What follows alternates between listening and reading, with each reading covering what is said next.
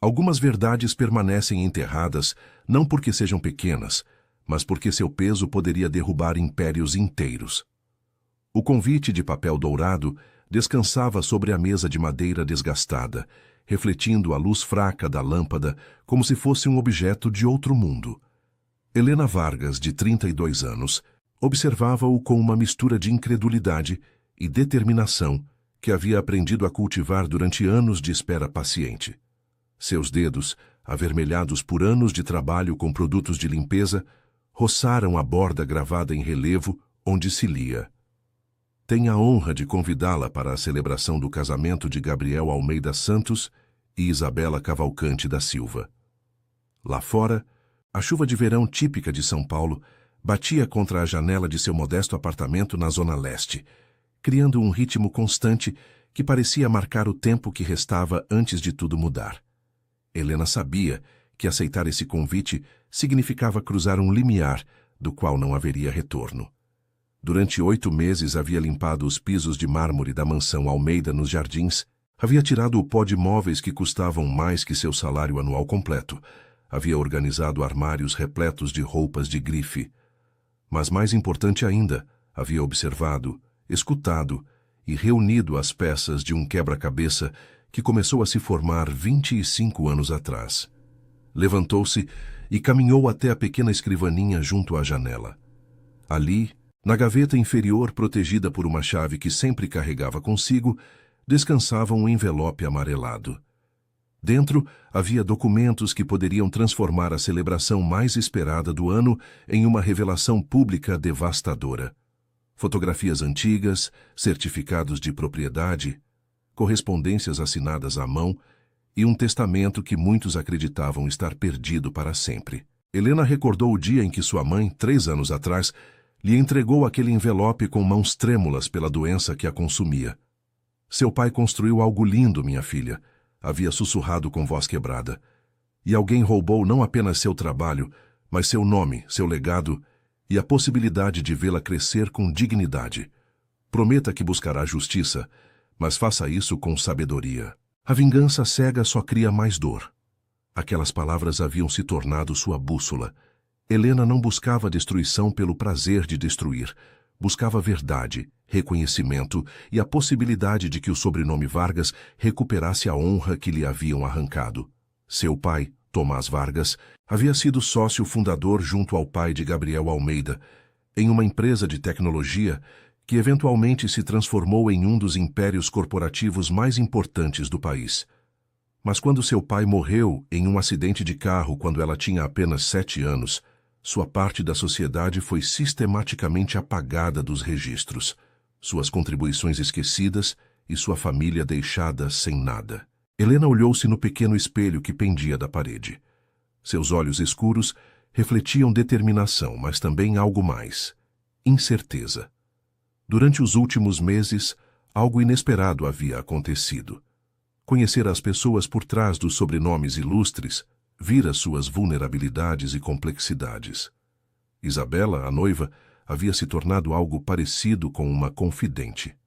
Gabriel, o herdeiro do império construído sobre os alicerces do trabalho de seu pai, havia demonstrado momentos de humanidade genuína que complicavam o retrato do vilão que Helena havia construído em sua mente. Pegou o convite e o segurou contra a luz. A cerimônia seria em 3 dias. 3 dias para decidir se a verdade devia explodir como uma bomba ou revelar-se de maneira que permitisse alguma forma de redenção. 3 dias para determinar se o legado de seu pai seria restaurado com justiça ou vingança. Lá fora, a tempestade se intensificava. Helena fechou os olhos e respirou profundamente. Quando os abriu novamente, havia tomado uma decisão. Compareceria àquele casamento. Levaria o envelope amarelado. E antes que a cerimônia terminasse, a verdade em toda sua complexa, dolorosa e libertadora totalidade seria finalmente conhecida. O anúncio no jornal era simples: procura-se profissional de limpeza para residência particular. Excelente remuneração, discrição absoluta necessária. Helena o havia recortado com mãos trêmulas, sabendo que este era o momento que estivera esperando. Depois de 3 anos de investigação meticulosa, rastreando movimentos corporativos, revisando arquivos públicos em registros empoeirados da junta comercial e seguindo pistas que pareciam levar a becos sem saída, finalmente havia encontrado a forma de entrar no coração da Fortaleza Almeida. A entrevista havia sido conduzida pela Dona Carmen, uma mulher robusta de 60 anos que havia sido a governanta da família durante 3 décadas. Seus olhos penetrantes avaliaram Helena desde o momento em que cruzou a porta de serviço da imponente mansão localizada nos Jardins, um dos bairros mais exclusivos de São Paulo. "Por que quer trabalhar aqui especificamente, senhorita Vargas?" perguntou Dona Carmen, revisando o currículo que Helena havia preparado cuidadosamente com referências verificáveis de trabalhos anteriores genuínos. "Preciso de estabilidade", respondeu Helena com uma mistura de verdade e omissão calculada. "Ouvi dizer que os Almeidas são empregadores justos e que valorizam a lealdade. Busco um lugar onde possa me estabelecer a longo prazo." Dona Carmen assentiu lentamente. "A discrição é fundamental nesta casa. A família valoriza enormemente sua privacidade. Pode se comprometer com isso?" "Absolutamente." Helena manteve o contato visual, projetando sinceridade enquanto seu coração batia com força. A ironia não lhe escapava. Estava prometendo discrição enquanto planejava a revelação mais indiscreta possível. Começou no dia seguinte. A mansão Almeida era uma estrutura de 3 andares com arquitetura contemporânea clássica, cercada por jardins meticulosamente cuidados, onde fontes de pedra esculpida criavam uma sinfonia constante de água fluindo. O interior era uma exibição de elegância sóbria, pisos de mármore Carrara, obras de arte contemporânea nas paredes, móveis desenhados por mestres artesãos europeus. Helena foi designada principalmente às áreas privadas do 2º andar, os quartos de Gabriel, de sua irmã mais nova Júlia, e da ala de hóspedes. Durante a primeira semana, dedicou-se a aprender as rotinas da casa, a se mover sem fazer barulho, a se tornar invisível como todo bom funcionário deveria ser. Gabriel Almeida Santos era exatamente como o descreviam as revistas de negócios e sociedade. Um homem de 38 anos com cabelo escuro perfeitamente penteado para trás, olhos cor-de-mel que transmitiam inteligência afiada e uma presença que comandava a atenção sem esforço. Dirigia um conglomerado tecnológico que abrangia desde inteligência artificial até sistemas de energia renovável. Era considerado um dos empresários mais bem-sucedidos de sua geração, um filantropo generoso e um solteiro cobiçado que finalmente havia anunciado seu noivado com Isabela Cavalcante. Durante aqueles primeiros dias, Helena o observava discretamente enquanto limpava. Via-o trabalhar em seu escritório particular, falando ao telefone em inglês fluente, enquanto revisava documentos em múltiplas telas. Escutava-o falar com seu assistente pessoal sobre fusões corporativas e estratégias de expansão internacional. Parecia um homem em completo controle de seu mundo, alguém que nunca havia conhecido o fracasso ou a perda real. Mas então chegou a sexta-feira de sua 2ª semana e Helena viu algo que a desconcertou. Era tarde, passava das 10 da noite. Ela havia retornado à mansão porque esquecera seu suéter no armário de materiais. Ao passar pela biblioteca no 1º andar, viu luz vazando por debaixo da porta. Espiou cautelosamente e viu Gabriel sentado sozinho em uma poltrona de couro, segurando uma fotografia antiga com ambas as mãos. Seus ombros estavam curvados de uma maneira que nunca exibia em público, e em seu rosto havia uma expressão de profunda melancolia. Helena não conseguiu ver que fotografia segurava, mas a vulnerabilidade em sua postura a perturbou. Por um momento, deixou de ver o herdeiro de um império e viu simplesmente um homem com seus próprios fantasmas. Rapidamente se afastou antes de ser descoberta, mas aquela imagem se gravou em sua memória, complicando a narrativa simples de vilão e vítima que havia construído. A primeira vez que Helena realmente conversou com Isabela Cavalcante foi durante seu 3º mês na mansão. Havia terminado de limpar o closet principal e estava prestes a sair quando Isabela entrou, envolta em um roupão de seda cor marfim, o cabelo castanho claro caindo em ondas sobre seus ombros. "Ah, desculpa. Não sabia que estava aqui", disse Isabela com um sorriso genuíno que iluminou seu rosto. Aos 28 anos, possuía uma beleza clássica que não precisava de maquiagem para impressionar. Olhos verdes expressivos, traços delicados e uma elegância natural em cada movimento. Já terminei, senhorita Cavalcante. Deixo você à vontade. Helena havia aprendido a se mover com eficiência discreta. Espera, Isabela a deteve gentilmente.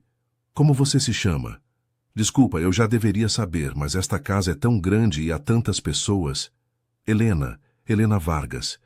Helena. Isabela repetiu o nome como se o estivesse guardando na memória. Faz muito tempo que trabalha aqui? 3 meses, senhorita. Por favor, me chame de Isabela quando estivermos sozinhas. Todo esse protocolo me faz sentir como se fosse de outra época. Riu suavemente, um som musical que parecia preencher o espaço. Sentou-se na beira da cama com um suspiro. Posso te confessar uma coisa? Às vezes este lugar me sufoca. É tão grande, tão perfeito. Tenho medo de quebrar algo valioso cada vez que me movimento. Helena sentiu uma pontada inesperada de empatia. A casa é intimidadora no começo, mas a gente se acostuma. Mesmo? Isabela a olhou com olhos que revelavam insegurança genuína. Você já se acostumou? Helena pensou cuidadosamente em sua resposta.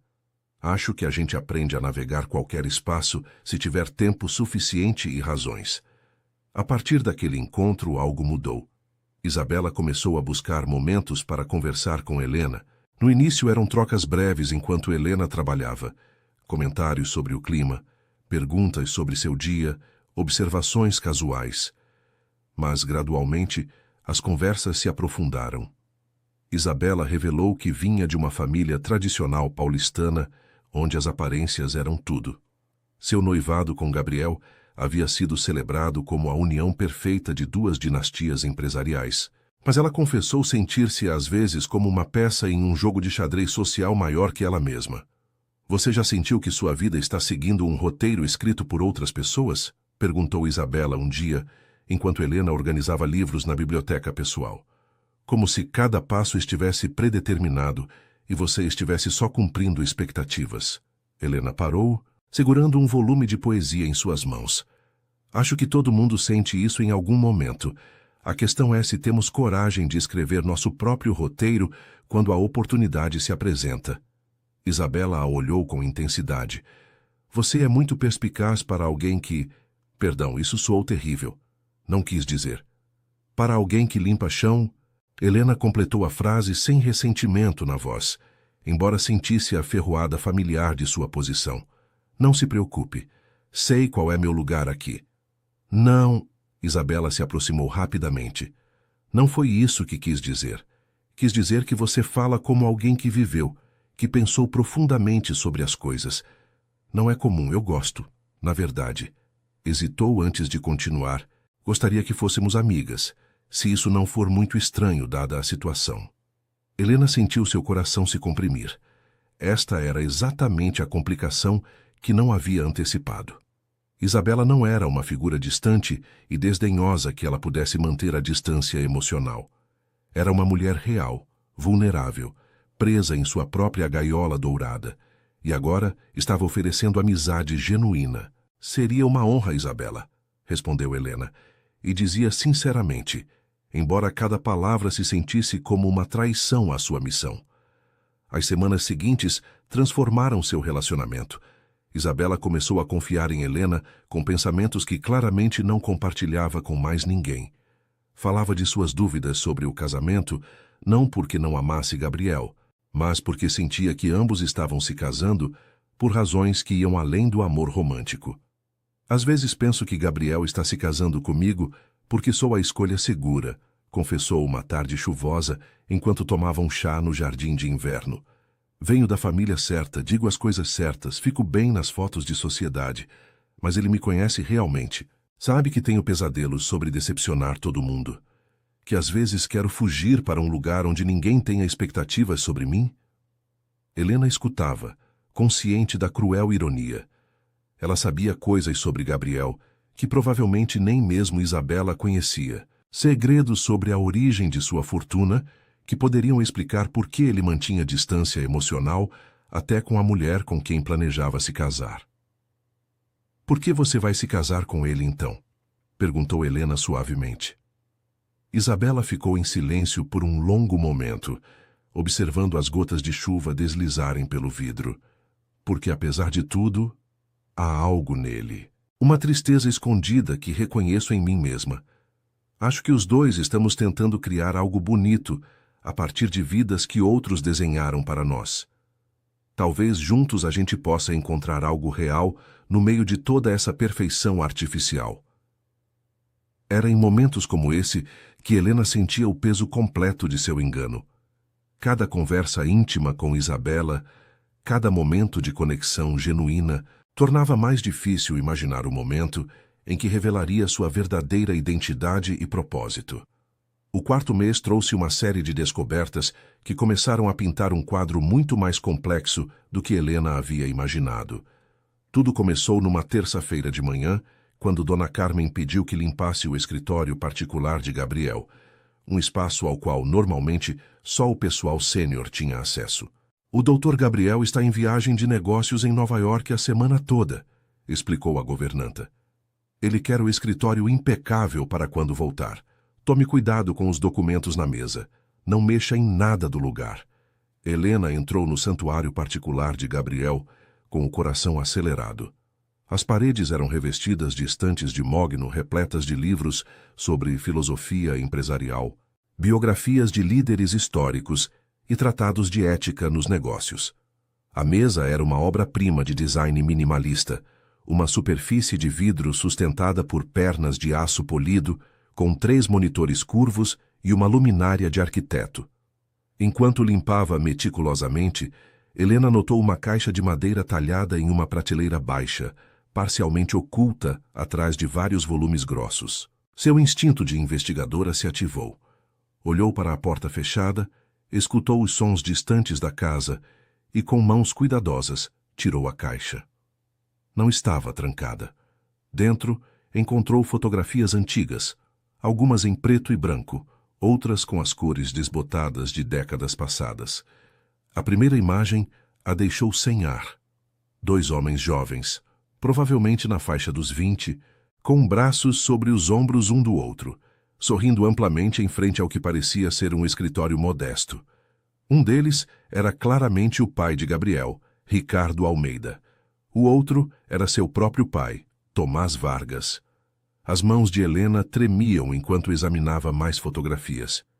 Havia imagens dos 2 homens trabalhando juntos, celebrando o que pareciam ser conquistas empresariais, compartilhando refeições com suas famílias.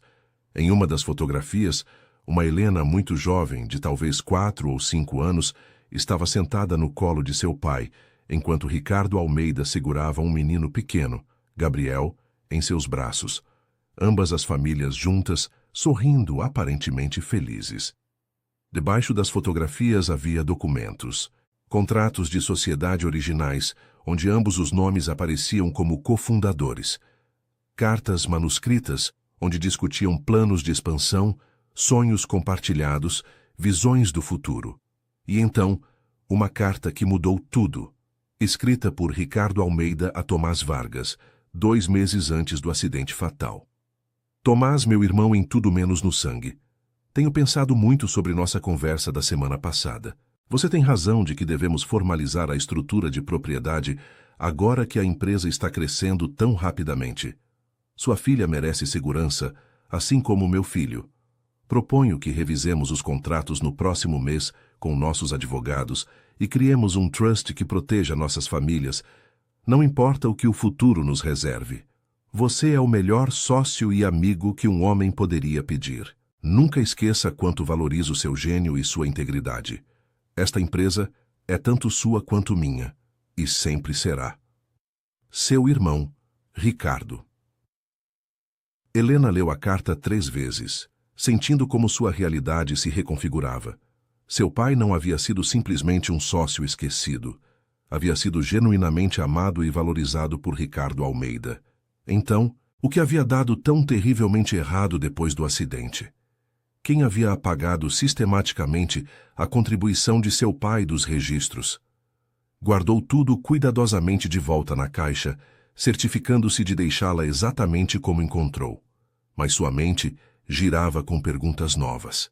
Precisava falar com alguém que estivesse presente durante aqueles anos, alguém que lembrasse da história verdadeira.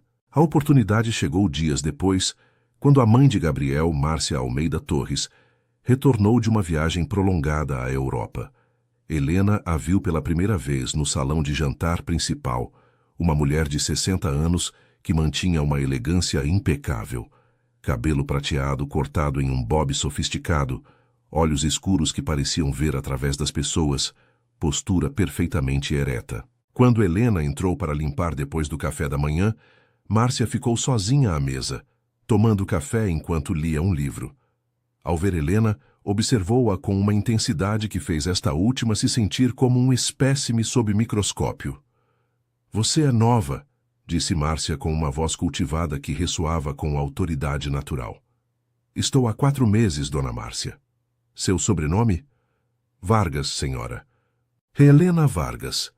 Márcia ficou completamente imóvel. A xícara de café parou no meio do caminho até seus lábios. Seus olhos se estreitaram ligeiramente, estudando o rosto de Helena com uma intensidade renovada que beirava o reconhecimento. "Vargas", repetiu lentamente, colocando a xícara sobre a mesa com um clique suave. "É um sobrenome comum, suponho." "Sim, senhora." Helena manteve sua expressão neutra, embora seu pulso acelerasse. Márcia continuou observando-a por um momento que pareceu eterno. Então, com uma mudança quase imperceptível em sua expressão, disse: "Venha ao jardim hoje às 6. Preciso discutir. Os arranjos de limpeza para a próxima semana." Era uma mentira óbvia. A governanta cuidava desses assuntos, mas Helena assentiu. "Claro, senhora." Naquela tarde, sob o céu tingido de laranja pelo pôr do sol, Helena caminhou até o jardim onde as rosas brancas criavam um mar perfumado. Márcia estava de pé junto à fonte central, de costas, observando a água cristalina cair em cascata. "Você tem os olhos dele", disse Márcia sem se virar. "Os olhos de Tomás Vargas. Nunca os esqueceria. Eram da mesma cor castanho escuro, com aquela centelha de inteligência que te fazia sentir que ele sempre estava pensando 3 passos à frente." Helena sentiu suas defesas desmoronarem. A senhora o conhecia. Conhecia? Márcia finalmente se virou, e em seu rosto havia uma mistura complexa de emoções. Pesar, culpa, talvez até vergonha. Tomás era extraordinário. Meu marido o adorava. Eram mais que sócios. Eram irmãos em todo o sentido que importava. Então, como pôde permitir que tudo que ele construiu fosse apagado? Como pôde deixar que minha mãe e eu perdêssemos tudo? Márcia fechou os olhos brevemente, como se absorvesse um golpe físico. Por que fui uma covarde? Por que escolhi proteger meu filho em vez de honrar a memória de um homem bom? E tenho vivido com essa culpa cada dia desde então. A conversa no jardim se estendeu, até que as estrelas começaram a aparecer no céu escurecido. Márcia falou com a urgência de alguém que guardou segredos por tempo demais, sua voz quebrando ocasionalmente quando a emoção a dominava. "Seu pai morreu em outubro", começou, sentando-se num banco de pedra enquanto Helena permanecia de pé, suas pernas tremendo com a intensidade do que estava ouvindo. "O acidente foi genuíno. Um caminhão desgovernado na chuva da marginal, nada sinistro. Mas o que veio depois?" Márcia fez uma pausa, juntando as mãos no colo. "Meu marido ficou destroçado. Ricardo chorou durante dias. Falava de Tomás constantemente, de como havia perdido seu melhor amigo, seu visionário, sua âncora moral. Imediatamente, quis garantir que sua família ficasse amparada. Haviam discutido criar trusts, formalizando sua participação como herdeira de metade da empresa. Ricardo tinha todos os documentos preparados. Então, o que aconteceu? Helena sentiu lágrimas ardendo em seus olhos, mas se recusou a deixá-las cair. Roberto Cavalcante. Márcia pronunciou o nome com desgosto mal contido. O pai da Isabela. Era nosso advogado corporativo naquela época, além de ser um dos nossos investidores principais. Quando Ricardo mostrou os documentos de transferência, Roberto argumentou que fazer isso seria um suicídio financeiro. A empresa estava numa fase crítica de expansão. Se revelassem publicamente que um dos cofundadores havia morrido e que sua participação iria para uma viúva e uma menina pequena, os investidores fugiriam. A concorrência aproveitaria a vulnerabilidade. Tudo pelo que haviam trabalhado ruiria. Helena sentiu náuseas. Então decidiram fingir que meu pai nunca existiu. Roberto o convenceu de que era temporário. Márcia limpou uma lágrima que havia escapado por sua bochecha, perfeitamente maquiada. Disse que assim que a empresa se estabilizasse, em alguns anos, poderiam fazer a transferência discreta e legalmente. Garantiu ao Ricardo que sua mãe receberia pagamentos mensais generosos de forma privada até lá, que sua educação seria coberta, que vocês ficariam cuidadas. Mas nós nunca recebemos nada. A voz de Helena se elevou, esquecendo por um momento onde estava. Minha mãe trabalhou em 3 empregos para nos sustentar. Cresci usando roupa de brechó e comendo em restaurante popular. Nos deixaram sem nada. Eu sei. Márcia cobriu o rosto com as mãos. Eu sei. E é imperdoável. Ricardo estabeleceu uma conta para vocês. Depositou dinheiro religiosamente cada mês durante 2 anos. Mas os cheques nunca eram descontados. Quando finalmente investigou, descobriu que Roberto havia fornecido um endereço incorreto. Os pagamentos iam para algum lugar onde vocês nunca os receberiam. E quando Ricardo o confrontou, a voz de Márcia quebrou completamente. Respirou fundo antes de continuar. Roberto havia estado desviando fundos da empresa desde o começo. Pequenas quantias que ninguém notaria, mas que ao longo de 2 anos somavam milhões. Ricardo descobriu as evidências e ia denunciar as autoridades. Mas Roberto era mais esperto do que pensávamos. Havia criado um rastro de papel falso que fazia parecer que Ricardo era quem estava roubando. Ameaçou tornar isso público, a menos que Ricardo cedesse e permitisse que ele comprasse uma participação majoritária na empresa por um preço irrisório. Meu marido estava encurralado, continuou Márcia, sua voz mal passando de um sussurro. Se Roberto o expusesse publicamente, não só perderia a empresa, mas iria preso por fraude. Gabriel tinha apenas 13 anos. Eu estava grávida da Júlia. Ricardo fez o que achou que tinha que fazer. Assinou os documentos, deu a Roberto o que ele queria, mas a culpa o consumiu. Começou a beber, a se isolar. 3 anos depois sofreu um infarto fulminante. Os médicos disseram que era genético, mas eu sei a verdade. Morreu de vergonha e arrependimento. Helena se deixou cair no banco ao lado de Márcia, sentindo como se lhe houvessem tirado todos os ossos.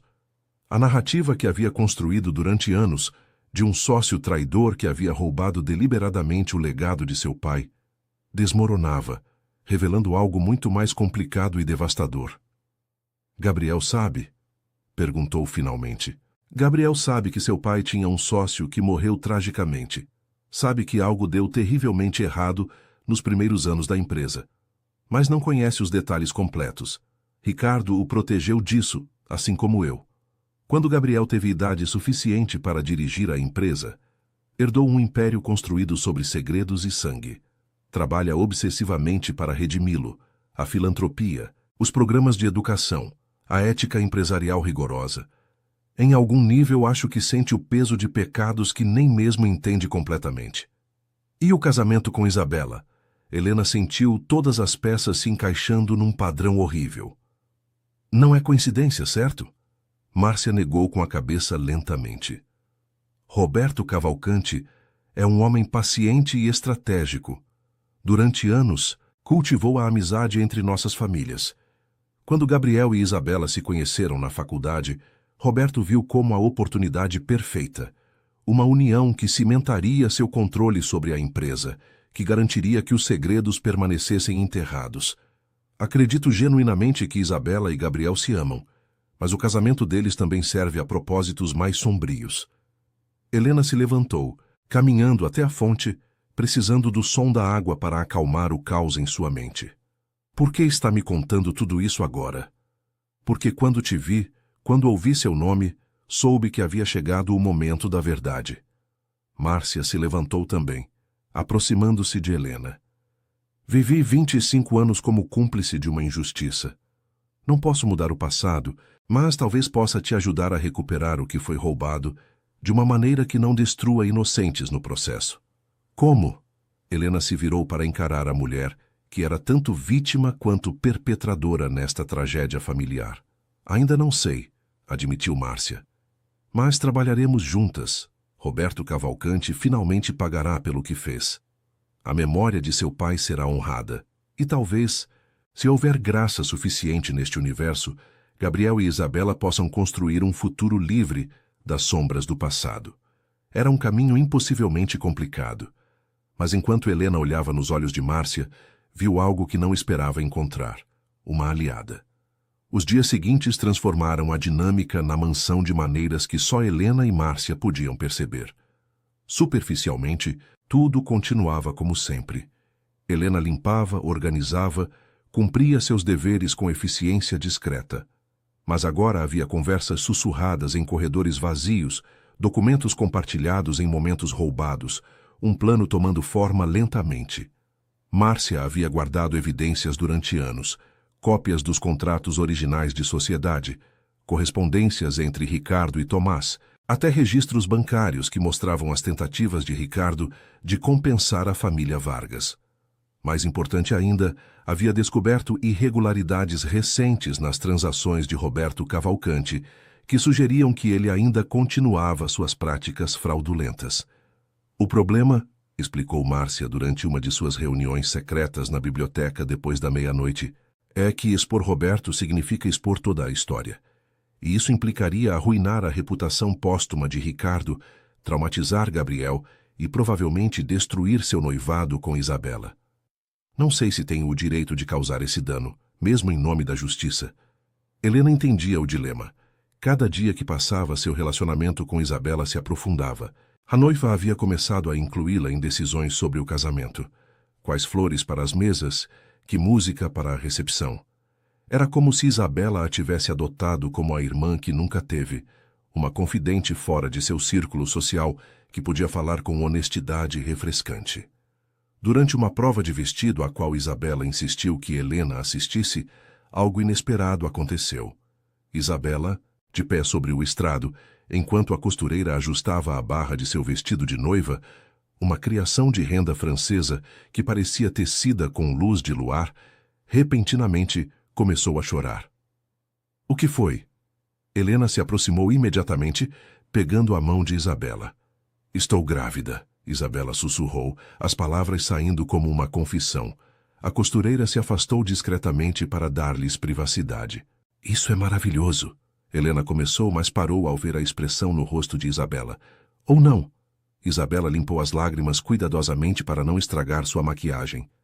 Deveria ser. Gabriel está animado. Nossas famílias estão exultantes. Mas Helena... Sua voz baixou para um sussurro mal audível. Não tenho certeza de quem é o pai. O mundo de Helena parou. Como assim? Há 6 meses, antes do Gabriel pedir minha mão, tive dúvidas. Sentia que estava me comprometendo jovem demais, que nunca havia vivido de verdade. Meu namorado da faculdade, Miguel, reapareceu na cidade. Saímos para tomar café para colocar a conversa em dia. E uma coisa levou a outra. Isabela... Foi uma noite. Só uma estúpida, impulsiva, maravilhosa noite onde me senti como eu mesma de novo, em vez da Isabela Cavalcante, que todos esperam que eu seja. Isabela cobriu o rosto com as mãos. Depois me senti horrível. Disse ao Miguel que havia sido um erro, que amava Gabriel. Uma semana depois, Gabriel me pediu em casamento naquele jantar romântico que todas as revistas cobriram. E agora estou grávida e não sei. Helena guiou Isabela para fora do estrado, sentando-a num sofá de veludo.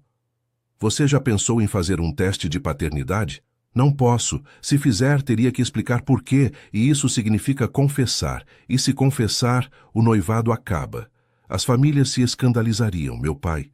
Isabela estremeceu. Meu pai me deserdaria. Não pelo bebê, mas pela vergonha pública. Os Cavalcante não sobrevivem a escândalos.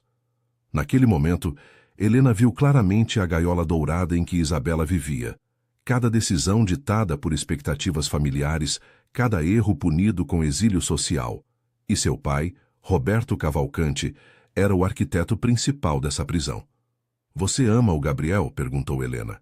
Acho que sim, da maneira que posso amar alguém que sinto que nunca me conhece completamente. Ele é bom, generoso, brilhante, mas às vezes sinto que os dois estamos atuando numa peça de teatro escrita por nossos pais. Helena tomou uma decisão naquele momento. Isabela, o que você faria se eu dissesse que há coisas sobre seu pai, sobre como sua fortuna familiar realmente foi construída, que mudariam como você vê tudo? Isabela a olhou com olhos arregalados de confusão. Do que você está falando? Antes que Helena pudesse responder, a porta se abriu e entrou Júlia, a irmã mais nova de Gabriel. Aos 25 anos, Júlia possuía a confiança despreocupada de alguém que nunca havia conhecido verdadeiras consequências. Seu cabelo curto, tingido de loiro platinado, e seu estilo boho chique contrastavam marcadamente com a elegância tradicional do resto da família. Isabela, mamãe está te procurando, anunciou Júlia. Depois notou as lágrimas. O que aconteceu? O vestido não serviu? Porque você está absolutamente radiante, então se está chorando por isso, preciso te dar um chacoalhão de realidade. Estou bem. Isabela se apressou a limpar o rosto. Só emoções pré-casamento. Helena, podemos continuar essa conversa depois? Claro. Helena assentiu, mas trocaram um olhar que dizia que essa conversa era só o começo de algo muito maior. Depois que Isabela saiu, Júlia ficou para trás, observando Helena com uma expressão estranhamente calculista. Posso te perguntar uma coisa? Claro, senhorita Júlia. Para com esse negócio de formal. Me faz sentir como se tivesse 70 anos. Júlia se sentou no sofá, cruzando as pernas. Por que você está realmente aqui? Helena sentiu seu sangue gelar. Trabalho aqui. Limpo a casa. Mas ninguém que limpa a casa tem seu nível de educação. Já ouvi como você fala quando não percebe que alguém está escutando. Você já leu Drummond, Clarice, Machado. Cita filosofia sem pensar. E a maneira como observa tudo. Não é curiosidade simples, é avaliação estratégica. Helena subestimou Júlia. Por trás da atitude despreocupada, havia uma mente afiada. Educação não garante emprego bem remunerado. Faço o que devo para sobreviver. Talvez Júlia inclinou a cabeça, estudando-a. Ou talvez você esteja aqui por razões que não têm nada a ver com sobrevivência básica. Olha, não me importo. Na verdade, acho fascinante. Esta família precisa que alguém a sacuda. Todos estão tão presos em manter aparências perfeitas que esqueceram como ser reais. Por que está me dizendo isso? Porque vi como minha mãe te olhava outro dia no jardim. E porque encontrei isso, Júlia tirou seu celular, mostrando uma foto que havia tirado sem ninguém notar. Helena e Márcia em conversa intensa perto das rosas. Não sou idiota. Algo está acontecendo. E tenho um palpite de que tem a ver com segredos de família que ninguém quer que eu descubra. Helena avaliou suas opções rapidamente. Podia negar, manter sua cobertura. Ou podia confiar na mulher sentada à sua frente que, por razões que Helena ainda não entendia completamente, parecia ser uma aliada potencial. Se eu dissesse que sua família deve algo à minha, que sua fortuna foi construída parcialmente sobre o trabalho roubado do meu pai, o que você faria? Júlia não se abalou. Perguntaria o que você precisa para acertar as coisas, e então provavelmente te ajudaria, porque, honestamente, estou esperando há anos que algo exploda essa bolha de perfeição falsa que minha família chama de vida. Com Júlia adicionada ao seu círculo de confidentes, Helena sentiu que o momento da verdade se aproximava inevitavelmente. Júlia, descobriu-se, havia estado cavando nos registros financeiros da família por anos. Intrigada por inconsistências que seu irmão e mãe preferiam ignorar. Tinha documentação que mostrava transações suspeitas entre Roberto Cavalcante e várias subsidiárias da empresa familiar, movimentos de dinheiro que não faziam sentido comercial, mas que claramente beneficiavam Cavalcante. Meu pai não era perfeito, Júlia admitiu durante uma reunião noturna com Helena e Márcia na biblioteca. Mas era fundamentalmente decente. Quando morreu, encontrei seu diário particular. Os últimos anos estão cheios de referências a corrigir velhos erros, e encontrar a forma de fazer justiça a T. Não sabia o que significava então, mas agora. Seu pai nunca se perdoou, Márcia disse suavemente, tocando uma fotografia de Ricardo que tinha em seu colo. Tentou encontrar a família Vargas depois que Roberto cortou o contato, mas Roberto foi meticuloso. Garantiu que nunca pudessem encontrar vocês. A ironia não escapava a Helena. A mulher a quem sua mãe havia amaldiçoado durante anos enquanto trabalhava até a exaustão, estava agora lutando para corrigir as injustiças cometidas contra elas. As linhas entre vítima e vilão haviam se tornado impossivelmente borradas. O casamento é em 2 semanas, disse Júlia, sempre prática. Qual é o plano?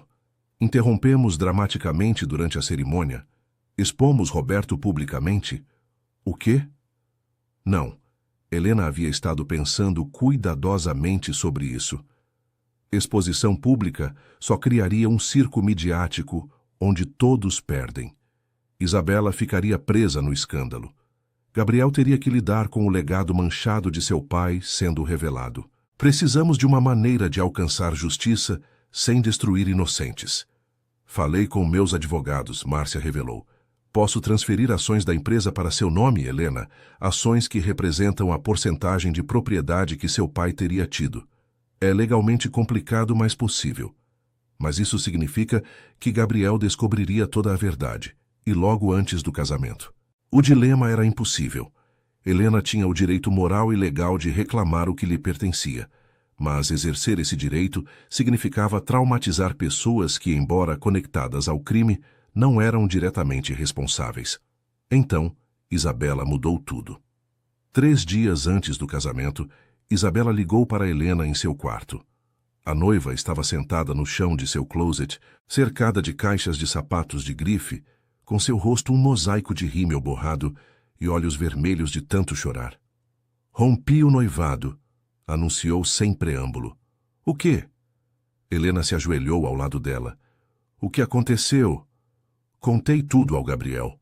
Sobre o Miguel, sobre não ter certeza da paternidade do bebê, sobre me sentir presa. Isabela riu amargamente. Esperava que ele me gritasse, que me expulsasse. Mas sabe o que ele fez? Helena negou com a cabeça. Me agradeceu por ser honesta. Disse que havia sentido a distância entre nós, que também tinha suas próprias dúvidas sobre se casar. E então me contou algo que nunca havia compartilhado com ninguém. Isabela olhou para Helena com olhos que haviam visto demais, rápido demais. Me disse que durante anos sentiu que vive uma mentira, que seu sucesso está construído sobre algo podre que não consegue nomear. Que estava se casando comigo parcialmente, porque pensou que criar algo bonito e novo poderia redimir pecados que nem mesmo entende. As palavras ressoaram no espaço entre elas. Quando terminamos de conversar, os dois percebemos que estávamos nos casando por todas as razões erradas. Isabela continuou. Nos amamos, mas não o suficiente para basear um casamento nisso. Não quando os dois sentimos que estamos fugindo de verdades mais profundas. O que seu pai disse? Ainda não sabe. Ninguém sabe exceto você. Isabela pegou as mãos de Helena. Helena, antes de anunciarmos o rompimento, preciso que me diga o que ia me revelar outro dia sobre meu pai. Tenho um pressentimento de que está conectado com o que Gabriel sente, mas não consegue expressar. Este era o momento. Helena podia manter silêncio, deixar que o rompimento acontecesse naturalmente, evitar a confrontação completa. Ou podia confiar em Isabela com a verdade completa e deixar que as fichas caíssem onde deviam. Seu pai destruiu minha família, Helena disse simplesmente. Roubou o legado do meu pai, desviou fundos que deveriam nos sustentar e chantageou o pai de Gabriel para ocultar seus crimes. Tudo o que sua família tem, metade deveria ter sido meu. Isabela ficou completamente quieta. O único sinal de que havia escutado era o leve tremor em suas mãos. Meu nome completo é Helena Vargas Reis. Meu pai, Tomás Vargas, foi o cofundador da empresa que eventualmente se transformou no Império Almeida. Quando morreu, seu pai sistematicamente apagou cada evidência de sua contribuição. Minha mãe e eu fomos deixadas sem nada, enquanto vocês viviam em luxo construído sobre o trabalho do meu pai. Meu Deus, Isabela sussurrou. Por quanto tempo você soube? A vida toda soube que algo ruim havia acontecido. Os últimos 3 anos estive investigando. Os últimos 8 meses estive trabalhando nesta casa, reunindo evidências, planejando. Não tenho certeza o quê. Justiça, vingança, reconhecimento. Foi por isso que se fez minha amiga? Não, Helena respondeu honestamente. Isso foi completamente não planejado. Você se fez minha amiga e complicou tudo porque você se revelou real e vulnerável, e nada como o que imaginei. Igual ao Gabriel, igual à sua mãe, igual a Júlia. Todos vocês são vítimas de decisões tomadas décadas atrás por homens que priorizaram dinheiro sobre integridade. Isabela se levantou, caminhando até a janela que dava ao jardim, onde dezenas de trabalhadores instalavam tendas e estruturas para a recepção que já não aconteceria. Meu pai é um monstro. Seu pai é complicado, igual a mãe de Gabriel, que escolheu proteger seu filho em vez de buscar justiça para o meu. Igual a mim, que estive disposta a usar nossa amizade como arma se fosse necessário. Todos somos monstros e vítimas simultaneamente. Isabela se virou e em seus olhos havia uma determinação que Helena não havia visto antes. Então vamos fazer isso direito. Deixa o rompimento ser anunciado. Deixa meu pai pensar que se safou de novo. E então, juntas, você, eu, Márcia, Júlia, Gabriel, expomos ele de uma maneira que recupere seu legado sem transformá-lo num circo. Por que você faria isso? É seu pai. Porque ser filha de alguém não significa ser cúmplice de seus crimes. Isabela estendeu a mão. E porque acho que meu bebê merece nascer num mundo onde a verdade importa mais que manter aparências.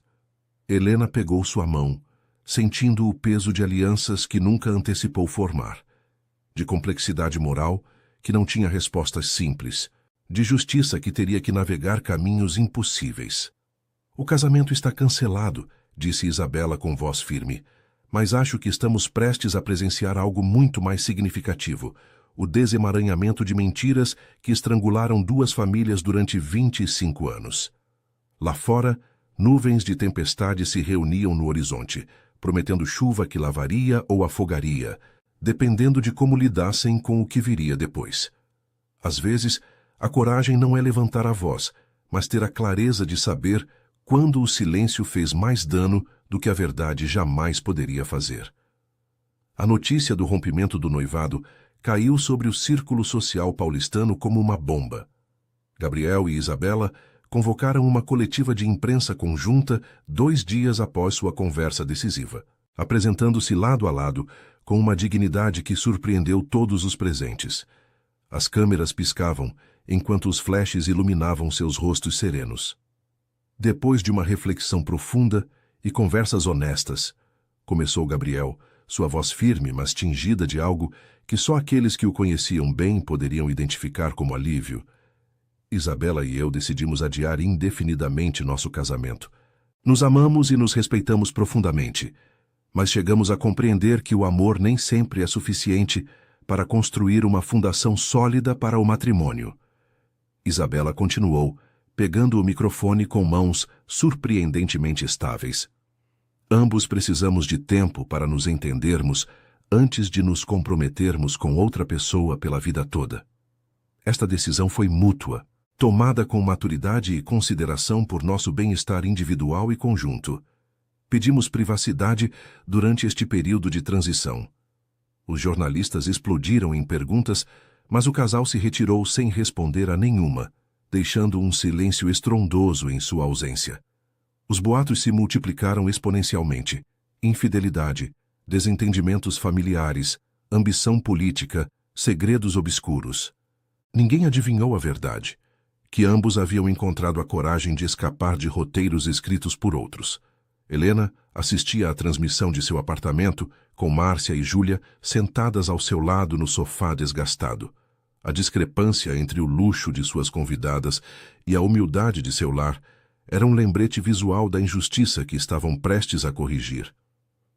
Meu irmão parece em paz, comentou Júlia, inclinando a cabeça enquanto estudava a tela. Não o via assim há anos.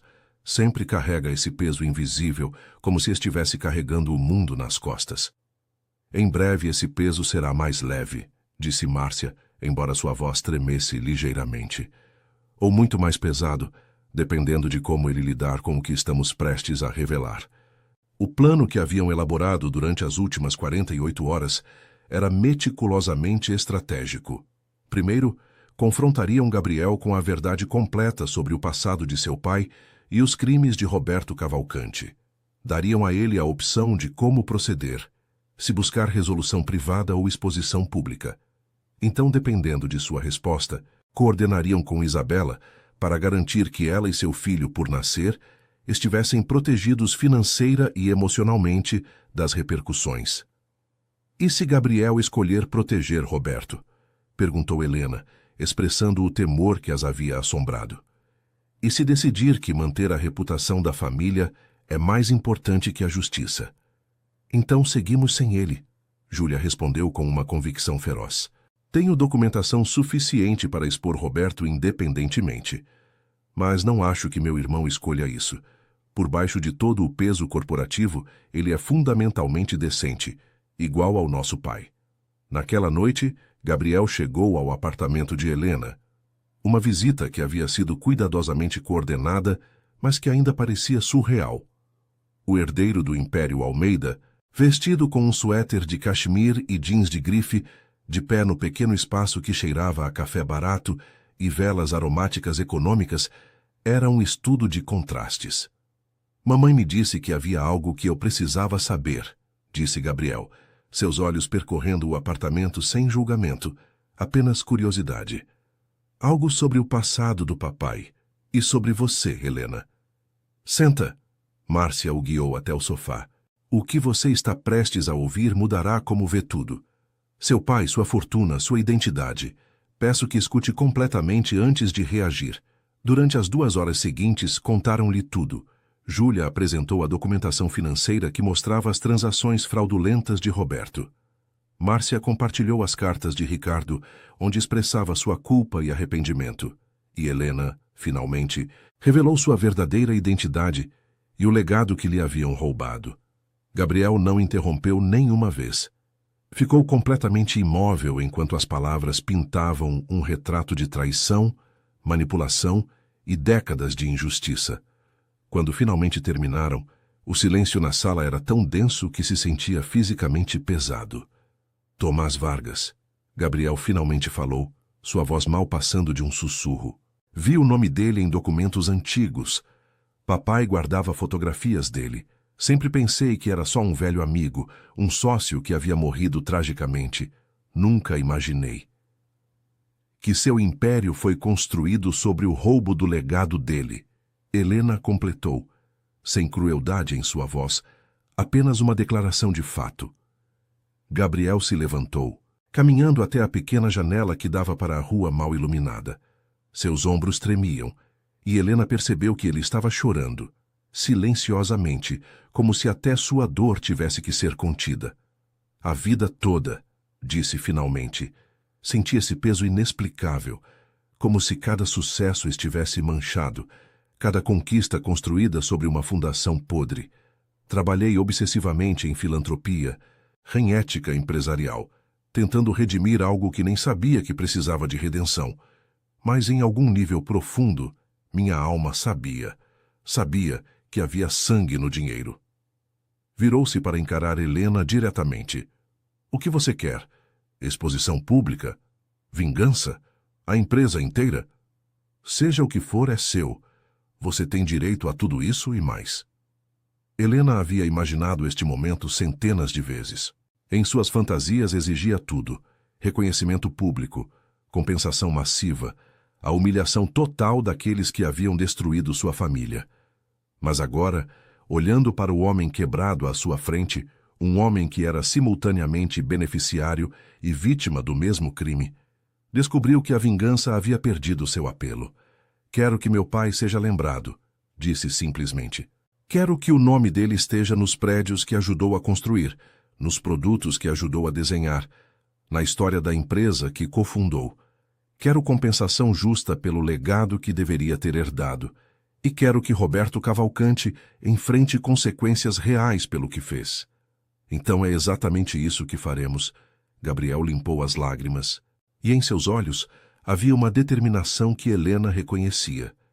Era a mesma que via no espelho todas as manhãs. E Helena, se me permitir, gostaria de fazer isso com você, não contra você. Vamos trabalhar juntos para corrigir os pecados de nossos pais.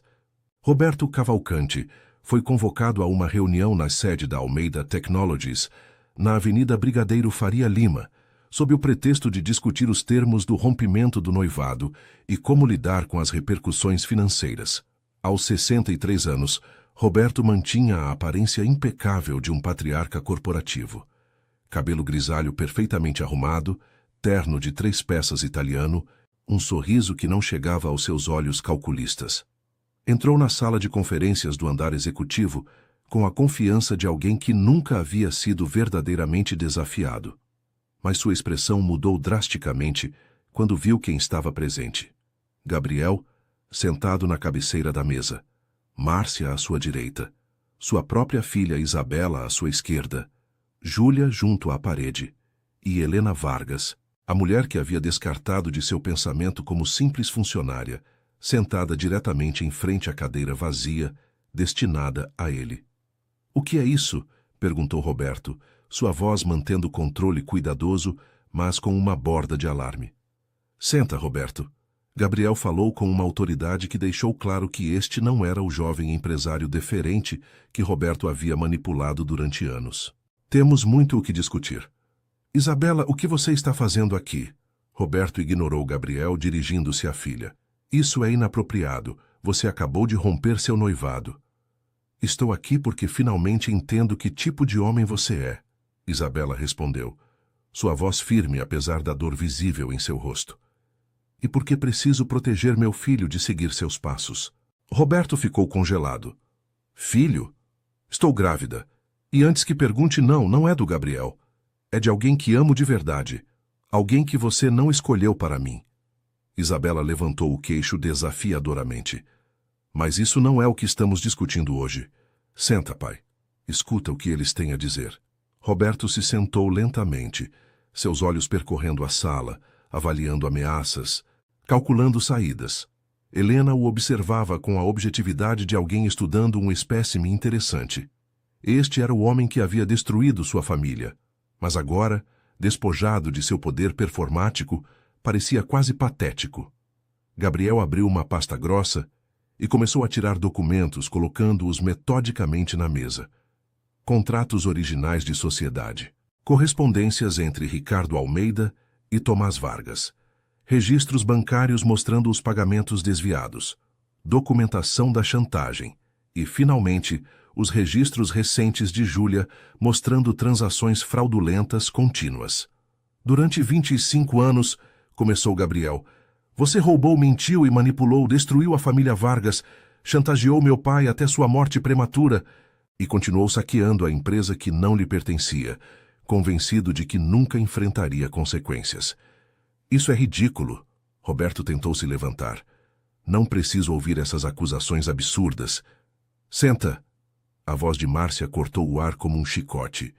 "Ou ligo para os procuradores federais que estão muito interessados nas transações que descobrimos.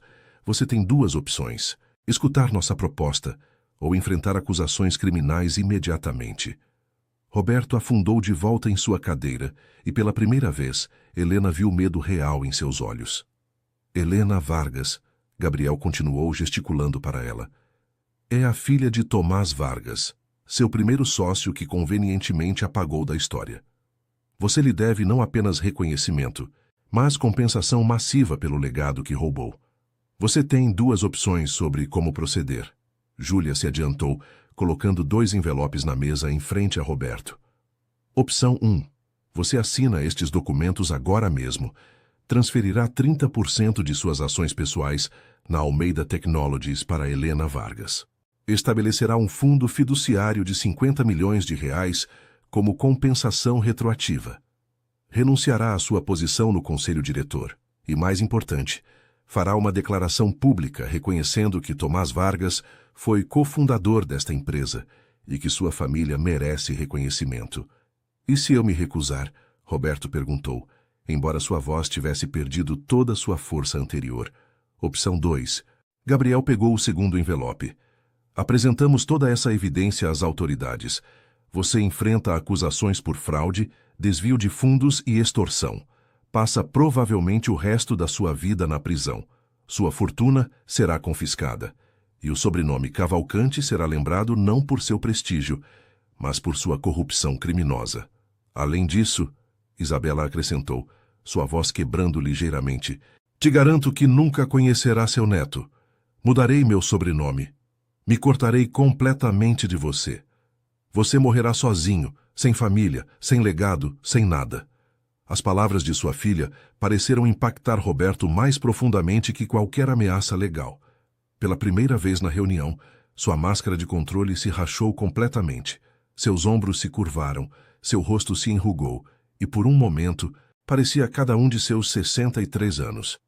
Tudo o que fiz, disse finalmente sua voz mal audível, foi pelas nossas famílias, para garantir seu futuro, para construir algo que durasse. Mentiroso, Helena falou pela primeira vez, sua voz calma, mas cheia de aço. Você fez por ganância, por ego, porque achou que era mais esperto que todos os outros e que as regras não se aplicavam a você. Meu pai confiava em você. A família Almeida confiava em você. E você traiu essa confiança por dinheiro. Tomás morreu. Roberto tentou se defender fracamente. Sua participação não tinha valor sem ele. Meu pai criou os algoritmos fundamentais que tornaram possível tudo que veio depois. Helena se inclinou para a frente. Era o gênio visionário. Sua contribuição foi capital. Dinheiro que francamente você não ganhou eticamente. E quando ele morreu, em vez de honrar sua memória, você o apagou da existência. O silêncio que se seguiu foi absoluto. Roberto olhava os 2 envelopes à sua frente como se fossem sentenças de morte. Em certo sentido, eram uma morte de sua identidade cuidadosamente construída como patriarca respeitável. Quanto tempo tenho para decidir? Perguntou finalmente. Agora, Gabriel respondeu sem hesitação. Você decide agora mesmo, ou faço uma ligação, e em 20 minutos haverá agentes da Polícia Federal aqui. Roberto pegou o primeiro envelope com mãos trêmulas. Leu os documentos lentamente, sabendo que cada palavra era outra corrente o amarrando, outro pedaço de seu poder desaparecendo. Mas, quando olhou para Isabela, viu algo que finalmente o quebrou. Decepção absoluta, amor transformado em repulsa. Você já me amou? Perguntou a filha, sua voz quebrada. Ou sempre fui só um obstáculo para você? Eu te amei, Isabela respondeu, lágrimas escorrendo por suas bochechas. Amei o pai que achava que você era, mas esse homem não existe. Provavelmente nunca existiu. Assina esses papéis e talvez algum dia você possa começar a se tornar alguém que mereça amor. Mas esse dia não é hoje. Roberto pegou a caneta que Júlia lhe ofereceu. Por um longo momento, simplesmente a segurou, observando como a luz se refletia no metal. Então, com movimentos mecânicos de alguém em choque, assinou cada documento. Sua assinatura, alguma vez executada com floreio confiante, agora tremia no papel como as mãos de um ancião frágil. Pronto, disse quando terminou, empurrando os documentos para o centro da mesa. Está feliz agora? Teve sua vingança? Helena recolheu os documentos assinados, sentindo seu peso tanto literal quanto metafórico. Isso não é vingança. É justiça. E se você alguma vez tivesse entendido a diferença, nada disso teria sido necessário. Roberto se levantou lentamente, parecendo ter envelhecido uma década na última hora. Caminhou até a porta, mas antes de sair, virou-se uma última vez. Isabela, por favor. Adeus, pai. Isabela disse firmemente, sem se permitir olhá-lo. Espero que você encontre redenção em algum lugar, mas não será comigo. A porta se fechou atrás dele com um clique suave que ressoou como o final de uma era. As semanas seguintes foram um turbilhão de atividade legal e corporativa. Os advogados de Gabriel trabalharam com os de Helena para executar as transferências de ações e estabelecer o fundo fiduciário. A declaração pública reconhecendo Tomás Vargas como cofundador foi redigida meticulosamente, revisada dezenas de vezes para garantir que contasse a verdade, sem criar um escândalo midiático que destruísse todos os envolvidos. Helena se viu navegando um mundo completamente diferente. De repente, possuía riqueza que mal conseguia compreender. Não apenas os 50 milhões do fundo, mas as ações que gerariam dividendos substanciais cada ano. Mas mais significativo que o dinheiro era o reconhecimento. O nome de seu pai seria restaurado nos registros corporativos, na história oficial da empresa, nos materiais educativos sobre empreendedorismo tecnológico. Será construído um prédio completo na USP chamado Centro Tomás Vargas, informou-lhe Gabriel durante uma reunião em seu escritório reformado, para estudantes de ciência da computação e engenharia de famílias de baixa renda. Bolsas completas, moradia incluída, oportunidades de mentoria com profissionais da indústria.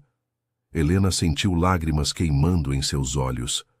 Meu pai teria amado isso. Ele acreditava que o gênio existe em todo lugar, mas as oportunidades não. Há também outra coisa, Márcia acrescentou, tirando um caderno de couro desgastado. Encontrei isso entre as coisas do Ricardo depois de sua morte, mas não entendi seu significado então. É o diário dele dos últimos anos. Escreveu extensivamente sobre o Tomás, sobre sua culpa, suas tentativas de encontrar sua família. Pensei que talvez você quisesse ter. Helena pegou o diário com mãos reverentes.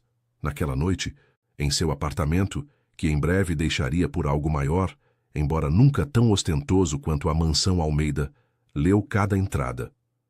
Através das palavras de Ricardo Almeida, conheceu seu pai não apenas como o gênio que sua mãe havia descrito, mas como um homem completo, engraçado, filosófico, apaixonado por justiça social, capaz de debates intensos sobre ética em tecnologia que duravam até o amanhecer. Tomás me desafiou hoje, escreveu Ricardo em uma entrada de 1998, argumentando que nossa empresa tem a responsabilidade de garantir que nossas inovações beneficiem todos, não apenas os ricos. Disse que se criamos tecnologia que apenas amplia desigualdades, nos tornamos parte do problema. Ele tem razão, como sempre. Meu sócio é minha consciência. Helena chorou enquanto lia, não de dor, mas de algo mais complexo, uma mistura de perda, orgulho e uma estranha forma de cura. Seu pai estava morto, isso nunca mudaria, mas agora tinha uma imagem completa de quem ele havia sido, não apenas uma vítima, mas um visionário, um homem de princípios que havia inspirado até aqueles que eventualmente falharam em honrar seu legado. Isabela visitava frequentemente durante este período. Sua gravidez começava a aparecer. Uma pequena curva que protegia instintivamente com suas mãos. Havia cortado todo o contato com Roberto, embora admitisse que lhe causava dor. Me pergunto se tomei a decisão certa, confessou uma tarde, enquanto tomava um chá no novo apartamento de Helena. É meu pai, apesar de tudo. Tenho o direito de cortá-lo completamente da vida de seu neto. Você teve a coragem de estabelecer limites, respondeu Helena. Isso não é crueldade. É autopreservação. Talvez algum dia ele faça o trabalho real de redenção e então você possa reconsiderar. Mas proteger seu filho de toxicidade não é egoísmo, é amor. Como você faz? Perguntou Isabela. Como perdoa sem esquecer? Como segue em frente sem ficar presa na amargura? Helena pensou cuidadosamente. Não tenho certeza se faço perfeitamente. Alguns dias estou com raiva de todos, de Roberto por sua ganância, de Márcia por seu silêncio, do universo por levar meu pai cedo demais. Mas então lembro que a amargura só me envenena. Meu pai não teria querido que eu me consumisse com ódio. Ele teria querido que eu usasse isso como combustível para criar algo melhor. Criar algo melhor? Isabela repetiu pensativamente. O que você vai criar com seus recursos agora? Era uma pergunta que Helena vinha contemplando. O dinheiro era mais do que jamais precisaria pessoalmente, mas as possibilidades do que poderia fazer com ele eram infinitas. Educação, decidiu. Oportunidades para crianças como eu era, inteligentes, famintas por conhecimento, mas sem recursos. E talvez algo mais. Algo que meu pai teria amado. garantir que a tecnologia sirva à humanidade, não apenas aos acionistas. As conversas com Gabriel sobre este tópico se tornaram regulares. Descobriram que compartilhavam uma visão similar: usar a empresa não apenas para gerar lucros, mas para criar mudança social significativa. Gabriel propôs que Helena se unisse ao conselho diretor da Almeida Technologies, uma sugestão que inicialmente a aterrorizou.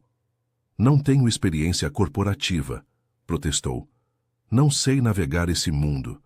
"Você aprenderá", Gabriel respondeu com um sorriso que havia começado a aparecer mais frequentemente, transformando seu rosto sério em algo mais caloroso. "E enquanto isso, você traz algo que o conselho precisa desesperadamente: uma perspectiva de alguém que viveu fora da bolha privilegiada. Você lembrará a todos por que fazemos isso." 3 meses depois da confrontação com Roberto, Helena foi oficialmente apresentada ao conselho diretor e ao público como herdeira de Tomás Vargas e nova acionista principal da Almeida Technologies. A coletiva de imprensa foi cuidadosamente coreografada. Gabriel e Helena juntos no pódio, com Márcia e Júlia flanqueando-os como símbolo de famílias unidas em vez de divididas. "Hoje corrigimos uma injustiça histórica", começou Gabriel, sua voz ressoando com autoridade genuína. "Tomás Vargas foi cofundador desta empresa, um gênio visionário cujas contribuições foram sistematicamente apagadas. Sua filha, Helena Vargas, agora ocupa o lugar que sempre deveria ter sido dela. E juntos honraremos o legado de seu pai, garantindo que a Almeida Technologies permaneça comprometida com inovação que sirva a toda a humanidade, não apenas aos privilegiados." Os jornalistas explodiram em perguntas: como essa informação foi descoberta? O que aconteceu com o dinheiro que deveria ter sido da família Vargas? Havia animosidade entre as famílias? Helena respondeu com graça inesperada, surpreendendo a si mesma: "Meu pai acreditava que a tecnologia devia ser democratizadora, não divisória. Recuperar seu legado não é sobre vingança ou amargura. É sobre garantir que sua visão de inovação ética que eleva a todos continue guiando esta empresa. Sou grata à família Almeida por sua coragem em confrontar verdades difíceis e por seu compromisso de acertar as coisas." As palavras eram cuidadosamente escolhidas, mas também sinceras.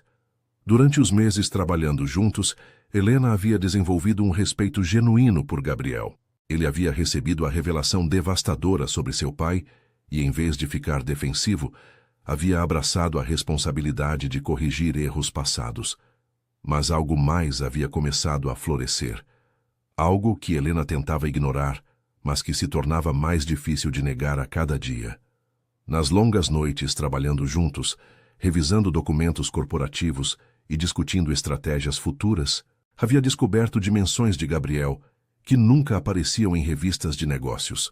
Sua inteligência afiada, sim, mas também seu humor seco, sua vulnerabilidade quando falava das expectativas impossíveis que sempre havia enfrentado, sua fascinação genuína por filosofia e poesia, que mantinha oculta porque não se encaixava em sua imagem corporativa. E a maneira como ele a olhava, quando achava que ela não percebia, com uma mistura de admiração e algo mais profundo que nenhum dos dois estava pronto para nomear. Júlia, é claro, notou imediatamente. "Vocês dois são ridículos", declarou uma noite quando os 3 trabalhavam até tarde no escritório. "A tensão sexual é tão densa que eu poderia cortá-la com uma faca." "Júlia", Gabriel protestou, seu rosto avermelhando de uma maneira que o fez parecer mais jovem, mais humano. "Não vem com essa sua pose corporativa estoica." Júlia agitou a mão descartando. "Helena, meu irmão está completamente apaixonado por você." "Gabriel, Helena te olha como se você fosse um quebra-cabeça fascinante que ela não consegue resolver. Vocês dois poderiam simplesmente admitir isso para que o resto de nós não precise continuar fingindo que não vemos?" Helena sentiu seu próprio rosto queimar. "É complicado. Nossa história." "Exatamente. Sua história", Júlia interrompeu. "Não a história dos pais de vocês. Não o passado. Vocês. 2 adultos inteligentes que claramente se apaixonaram enquanto trabalhavam para curar feridas antigas. O que tem de complicado nisso?" "Tudo." Gabriel respondeu baixinho, olhando diretamente para Helena pela primeira vez na conversa. Porque não quero que Helena sinta que deve alguma coisa, que sua posição ou suas ações estão de alguma forma condicionadas a qualquer coisa entre nós. Ela merece completa autonomia, sem pressão. O coração de Helena se apertou com suas palavras. Era isso que tornava seus sentimentos por Gabriel tão complexos. Seu absoluto compromisso de dar-lhe espaço, respeito, liberdade de escolha. Gabriel, disse suavemente, podemos conversar? Em particular. Júlia praticamente os empurrou para a varanda privativa anexa ao escritório, fechando a porta de vidro atrás deles com uma piscadela exagerada. A cidade se estendia abaixo, um oceano de luzes piscando na escuridão como estrelas terrestres. Você não me deve nada, começou Helena, precisando dizer isso primeiro. Os documentos legais são claros. Minhas ações, minha posição no conselho, o reconhecimento do legado do meu pai, tudo isso está garantido independentemente de qualquer outra coisa. Você garantiu assim. Eu sei. Gabriel se apoiou na grade, o vento bagunçando seu cabelo perfeitamente penteado. Essa era a intenção. Mas, Helena, preciso que você entenda algo. Quando te conheci pela primeira vez, você era a pessoa que limpava minha casa. Não sabia quem você realmente era, o que carregava. E mesmo assim havia momentos, quando te via lendo no jardim durante seus intervalos, quando ouvia como falava com a Isabela com tanta compaixão, onde pensava que havia algo extraordinário em você. Gabriel, me deixa terminar, continuou virando-se para encará-la completamente. Quando descobri sua verdadeira identidade, meu primeiro pensamento não foi de traição ou raiva. Foi admiração. Você havia navegado este mundo de privilégio tão alheio a você, havia mantido sua missão clara enquanto desenvolvia conexões genuínas com as pessoas que teoricamente deveria odiar. Você é a pessoa mais forte que já conheci. Nem sempre me sinto forte, admitiu Helena. Às vezes me sinto perdida, como se tivesse dedicado toda a minha vida adulta a uma missão e agora que se completou, não sei quem devo ser. Talvez, Gabriel se aproximou um passo, ambos possamos descobrir juntos. Sei que nossa história é complicada. Sei que as pessoas dirão que é inapropriado, que é cedo demais depois do meu rompimento com Isabela. Mas, Helena, não consigo ignorar isso mais. Você me transformou. Me fez questionar tudo, encarar verdades desconfortáveis, imaginar uma vida baseada em autenticidade em vez de expectativas. Helena sentiu lágrimas queimando em seus olhos. Tenho medo, sussurrou. Tenho medo de que, se começarmos algo, estrague tudo o que construímos. A aliança entre nossas famílias, o trabalho que estamos fazendo, ou poderia tornar tudo mais forte. Gabriel levantou a mão cuidadosamente, dando-lhe tempo para se afastar se quisesse. Quando ela não o fez, gentilmente tocou sua bochecha. Não precisamos decidir nada hoje. Não precisamos nos apressar. Mas posso te pedir para considerar a possibilidade que algo bonito poderia crescer de toda essa complexidade. Helena se apoiou em seu toque, fechando os olhos. Toda sua vida havia sido definida pelo que lhe haviam tirado. Talvez fosse hora de se focar no que poderia escolher construir. Vou considerar a possibilidade, respondeu, abrindo os olhos para encontrar os dele. Se você considerar que merece amor, não porque redime seu pai ou porque corrige erros do passado, mas simplesmente porque você é digno dele. O sorriso que apareceu no rosto de Gabriel era diferente de qualquer um que Helena tivesse visto antes. Completamente genuíno, sem guardas, radiante de esperança. Combinado, disse simplesmente, e naquela palavra única havia uma promessa de possibilidades apenas começando a florescer. O romance que se desenvolveu entre Helena e Gabriel durante os meses seguintes foi tema de especulação midiática intensa. As manchetes gritavam sobre a herdeira Cinderela e o príncipe corporativo redimido. Alguns chamavam de romântico, outros de calculado. Isabela, agora em seu segundo trimestre de gravidez, defendia o relacionamento publicamente. Se alguém merece felicidade, disse em uma entrevista, são Helena e Gabriel. Ambos navegaram situações impossíveis com graça. O amor deles não é um escândalo, é cura. Mas o trabalho real de cura estava acontecendo longe de câmeras e manchetes. Helena insistiu em manter seu próprio apartamento, recusando convites de Gabriel para se mudar para a mansão. Precisava de espaço para descobrir quem era ela, agora que sua missão de anos havia se concluído. Com Isabela e Márcia, formou um grupo de apoio estranho, mas poderoso. 3 mulheres de diferentes gerações, conectadas por homens que haviam tomado decisões que moldaram suas vidas, mas determinadas a escrever seus próprios finais.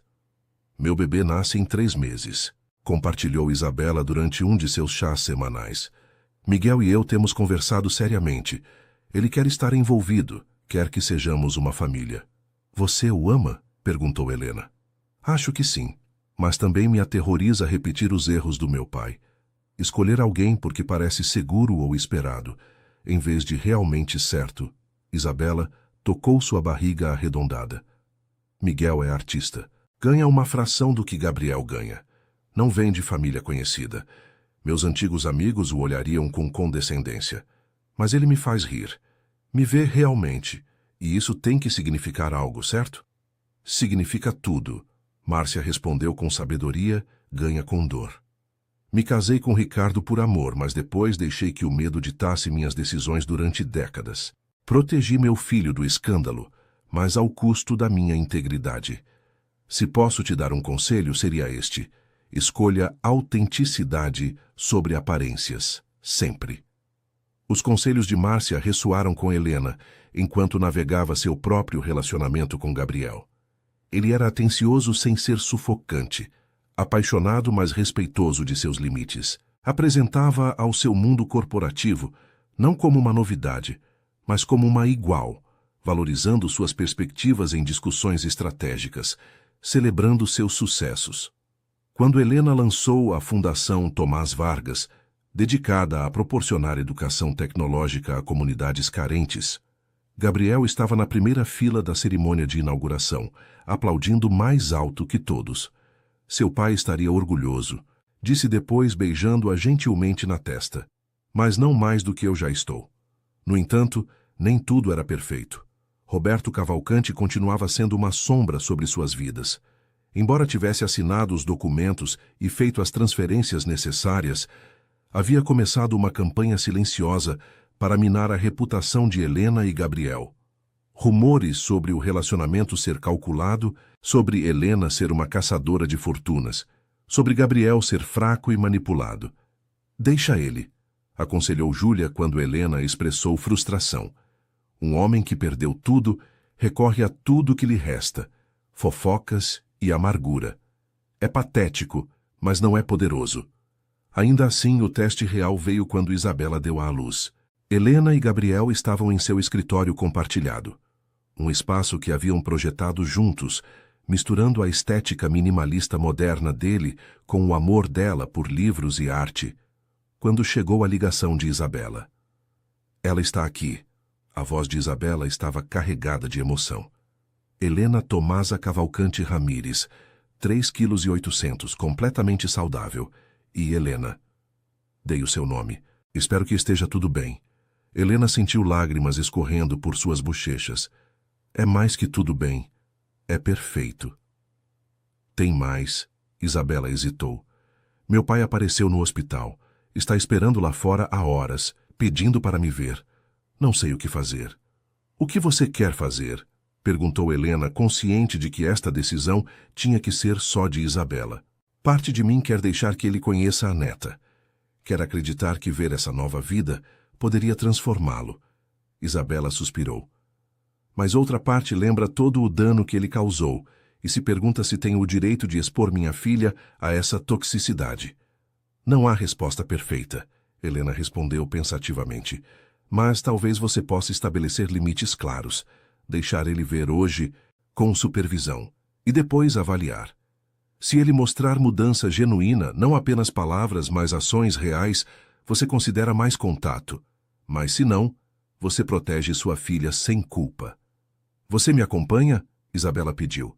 Sei que é muito pedir dada sua história com ele. Estarei aí em 20 minutos. Helena respondeu sem hesitação. Quando chegaram ao hospital, encontraram Roberto exatamente onde Isabela descreveu.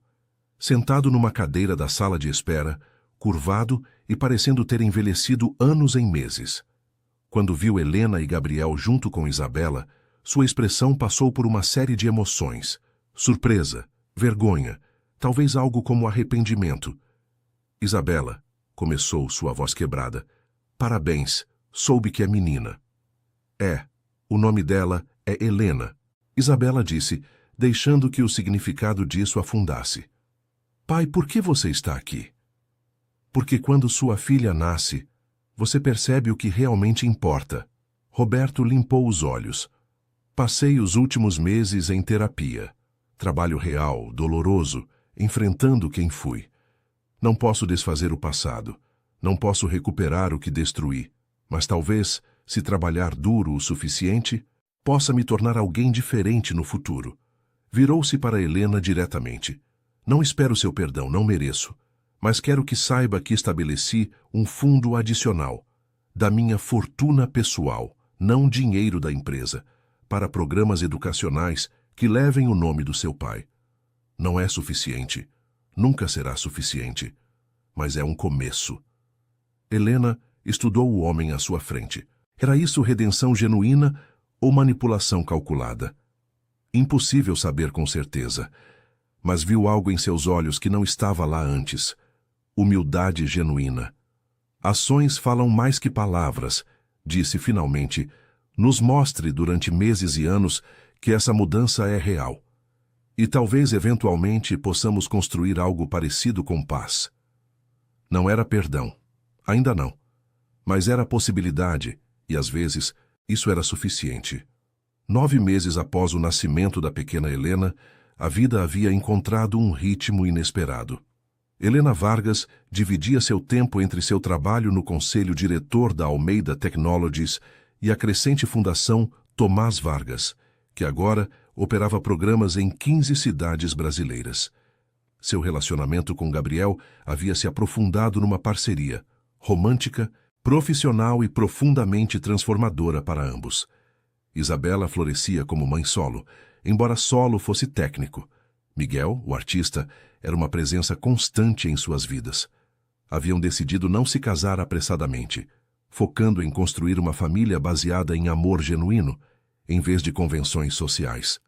Júlia havia assumido um papel maior na empresa, trazendo sua perspectiva sem filtros a discussões corporativas e empurrando por mais políticas de justiça social.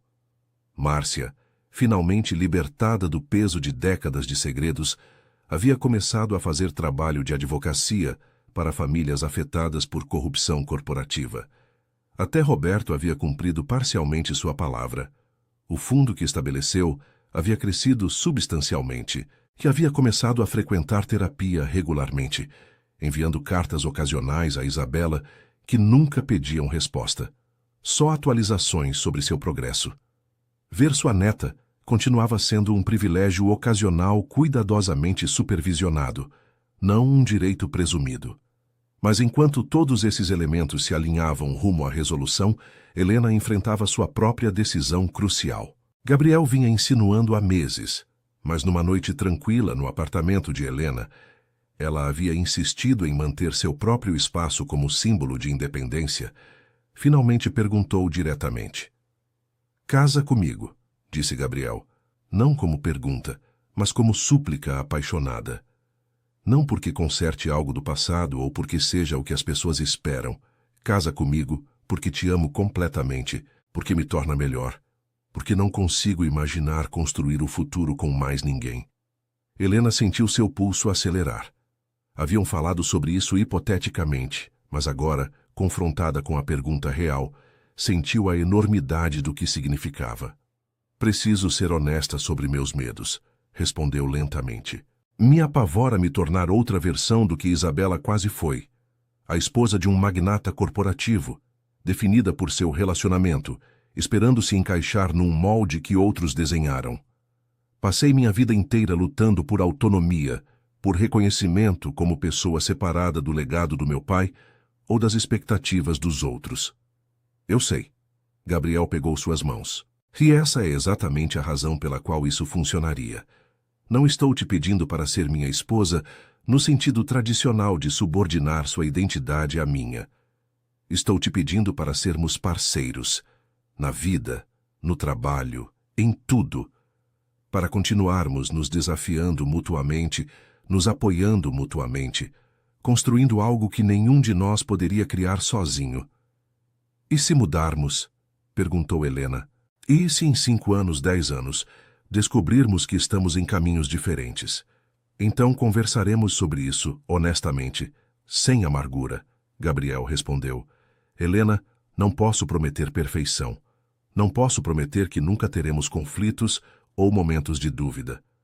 Mas posso prometer respeito, comunicação e compromisso contínuo de te ver como realmente é, não como uma projeção das minhas necessidades. Helena se levantou, caminhando até a janela que dava à cidade. Esse mesmo espaço onde 11 meses atrás havia segurado um convite para um casamento que nunca aconteceria, planejando revelar verdades que mudariam tudo. Agora estava sendo convidada para outro casamento, o seu próprio, e a decisão se sentia simultaneamente aterrorizante e cheia de possibilidade. Minha mãe, disse finalmente sem se virar, morreu se perguntando o que teria sido de nós se meu pai tivesse vivido. Se tivéssemos tido a vida que nos pertencia, e durante anos deixei que essa pergunta definisse tudo. Cada decisão que tomei foi sobre recuperar o que perdemos, corrigir injustiças passadas. Virou-se para encarar Gabriel. Mas em algum ponto dessa jornada, percebi algo. Não posso recuperar o passado. Não posso trazer meu pai de volta à vida ou dar à minha mãe os anos de conforto que merecia. Tudo o que posso fazer é decidir o que construo com o que tenho agora. E o que você quer construir? Perguntou Gabriel suavemente. Algo novo? Helena sentiu lágrimas escorrendo por suas bochechas, mas estava sorrindo. Algo que honre o passado, mas não esteja amarrado por ele. Uma família escolhida baseada em autenticidade e amor, não em obrigação ou expectativa. Uma parceria onde ambos tenhamos voz. Uma vida onde os erros de nossos pais se tornem lições que nos guiem para algo melhor. Isso é um sim. É um vamos continuar essa conversa. Helena riu, aliviando a tensão. Gabriel, não preciso de um anel grande ou um casamento extravagante.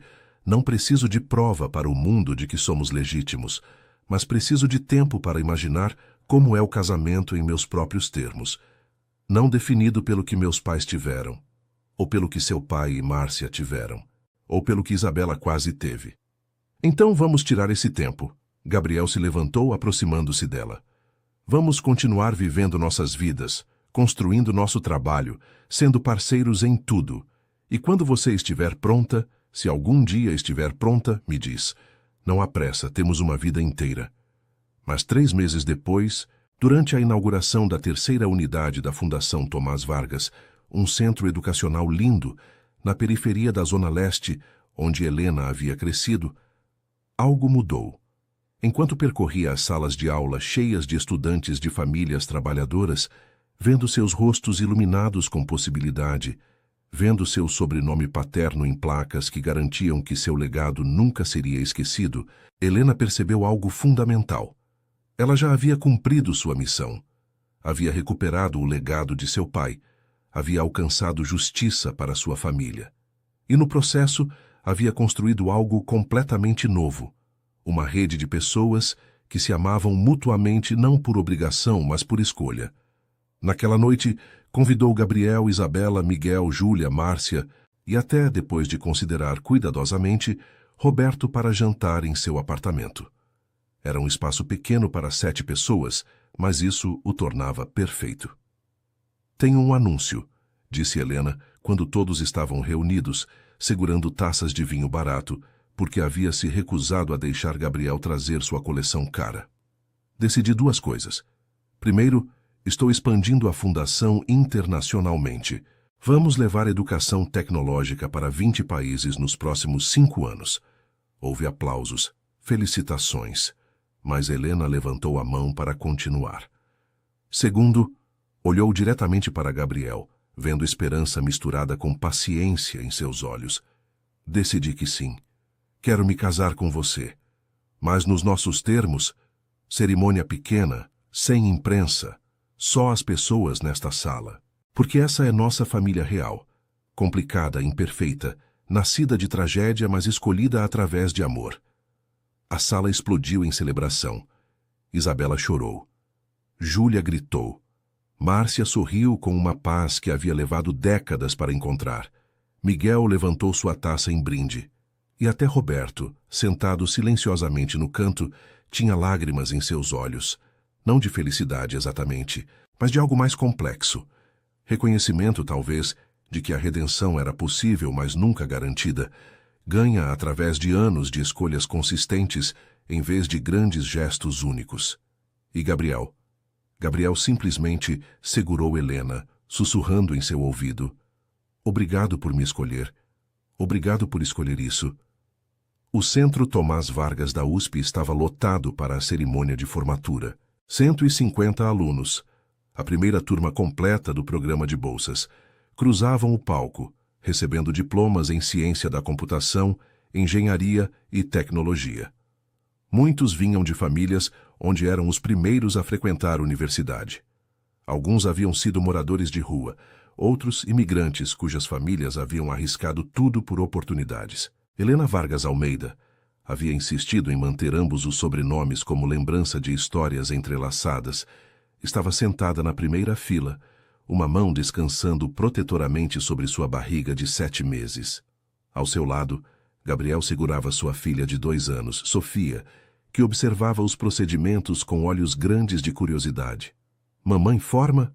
perguntou Sofia, apontando para o palco. "Não. Amor, mamãe está aqui para celebrar todos esses estudantes incríveis." Helena acariciou o cabelo escuro de sua filha. "Eles trabalharam muito, igual ao vovô Tomás trabalhou há muito tempo." Sofia nunca conheceria seu avô, mas cresceria conhecendo sua história. Não como tragédia, mas como inspiração. Os livros infantis sobre Tomás Vargas, o inventor, já estavam em processo de publicação, garantindo que a próxima geração o conhecesse como o visionário que foi. Quando a cerimônia terminou, Helena foi convidada a dar comentários de encerramento improvisados. Subiu ao palco, sentindo o peso familiar de olhos observando-a, mas desta vez sem medo. Isso era o que havia construído, esse legado de oportunidade e esperança. "Meu pai uma vez disse", começou, sua voz clara e forte, "que o gênio existe em todo lugar, mas as oportunidades não. Ele acreditava que a maior injustiça não era que algumas pessoas tivessem mais talento, mas que alguns tinham acesso a recursos para desenvolver seu talento enquanto outros não. Todos vocês são a prova de que ele estava certo." Fez uma pausa olhando os rostos à sua frente. Um caleidoscópio de histórias, sonhos e potencial. Cada um de vocês superou obstáculos que pessoas mais privilegiadas nunca enfrentarão. Cada um de vocês demonstrou resiliência, determinação e brilho. Enquanto seguem daqui, convido vocês a lembrar 2 coisas. Primeiro, nunca esqueçam de onde vieram. As dificuldades que enfrentaram não são fraquezas, são forças que os tornam únicos. Segundo, estendam uma mão para baixo. Encontrem alguém que está onde vocês estavam e ajudem-nos a subir. Esse é o verdadeiro legado, não o que acumulamos individualmente, mas o que permitimos que outros alcancem. A ovação foi ensurdecedora, mas o que mais importou para Helena foram as lágrimas que viu.